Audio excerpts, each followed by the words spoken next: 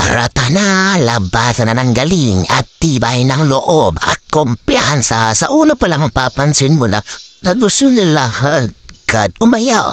Pero hindi kami sumuko dahil alam namin kung gaano kami kalaktas. O ayan, tingnan mo, kain-kain lang muna. Ha ha ha, o diba? Tumawa pa yung isa na wala namang kwento. Ayan, tara na, lusog. O, diba? Mawasak. Nasaan kayo ngayon? O, parang si Check lang na mahilig mag-check. Ano, diba?